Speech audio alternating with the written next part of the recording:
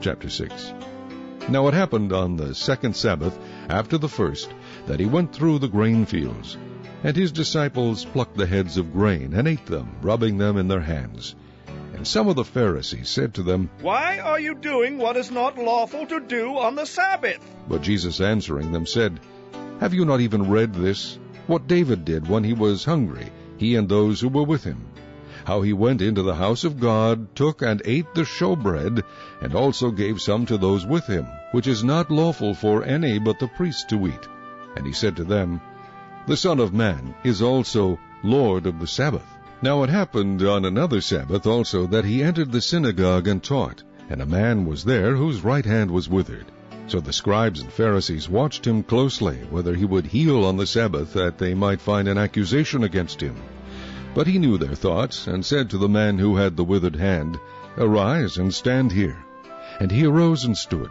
Then Jesus said to them, I will ask you one thing. Is it lawful on the Sabbath to do good or to do evil, to save life or to destroy? And when he had looked around at them all, he said to the man, Stretch out your hand. And he did so, and his hand was restored as whole as the other. But they were filled with rage, and discussed with one another what they might do to Jesus. Now it came to pass in those days that he went out to the mountain to pray, and continued all night in prayer to God. And when it was day, he called his disciples to himself, and from them he chose 12, whom he also named apostles, Simon, whom he also named Peter, and Andrew his brother, James and John, Philip and Bartholomew, Matthew and Thomas, James the son of Alphaeus, and Simon called the Zealot, Judas the son of James, and Judas Iscariot, who also became a traitor. And he came down with them, and stood on a level place with a crowd of his disciples, and a great multitude of people from all Judea and Jerusalem, and from the seacoast of Tyre and Sidon, who came to hear him and be healed of their diseases, as well as those who were tormented with unclean spirits. And they were healed. And the whole multitude sought to touch him, for power went out from him and healed them all. Then he lifted up his eyes toward his disciples, and said, Blessed are you poor, for yours is the kingdom of God. Blessed are you who hunger now, for you shall be filled. Blessed are you who weep now, for you shall laugh. Blessed are you when men hate you, and when they exclude you, and revile you, and cast out your name as evil, for the Son of Man's sake.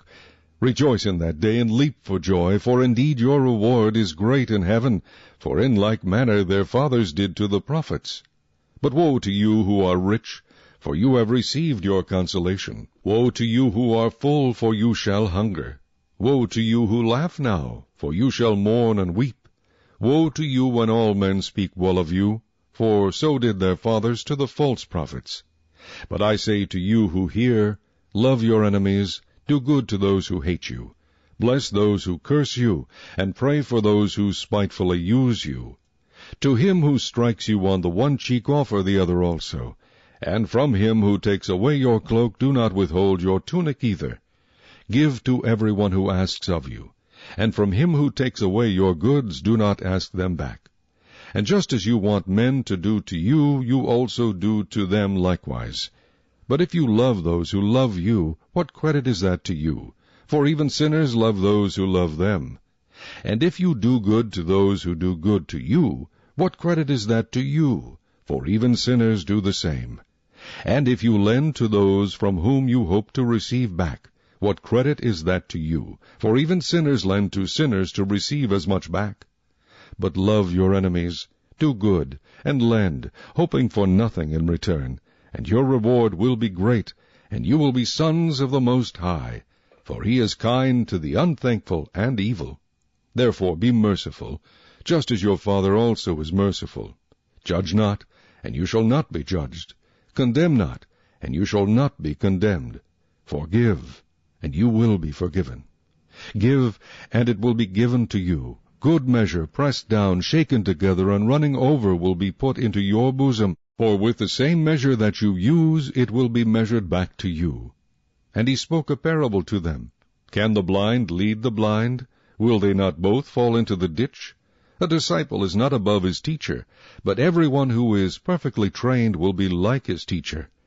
And why do you look at the speck in your brother's eye, but do not perceive the plank in your own eye? Or how can you say to your brother, Brother, let me remove the speck that is in your eye, when you yourself do not see the plank that is in your own eye? Hypocrite! First remove the plank from your own eye, and then you will see clearly to remove the speck that is in your brother's eye. For a good tree does not bear bad fruit, nor does a bad tree bear good fruit. For every tree is known by its own fruit. For men do not gather figs from thorns, nor do they gather grapes from a bramble bush. A good man out of the good treasure of his heart brings forth good, and an evil man out of the evil treasure of his heart brings forth evil. For out of the abundance of the heart his mouth speaks. But why do you call me Lord, Lord, and not do the things which I say? Whoever comes to me and hears my sayings and does them, I will show you whom he is like. He is like a man building a house, who dug deep and laid the foundation on the rock. And when the flood arose, the stream beat vehemently against that house, and could not shake it, for it was founded on the rock. But he who heard and did nothing is like a man who built a house on the earth without a foundation, against which the stream beat vehemently, and immediately it fell. And the ruin of that house was great.